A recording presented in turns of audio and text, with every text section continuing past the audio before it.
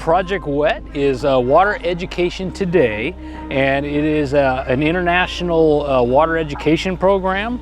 It's based in Bozeman, Montana with the Project WET Foundation, and it is for any K through 12 educators, anybody that work with K through 12 students. We have the Project WET Guide 2.0 and other materials, it's activities that teachers can use to go in and supplement their courses. I think in general I started to think of it as a science-based curriculum, but really as I started to learn more about it and as we got into all of the nitty-gritty of all of the lessons, I realized it's far bigger than science, it's bigger than water, it's bigger than one single subject. So you've got the art and the science, math, all the subject areas, they go together.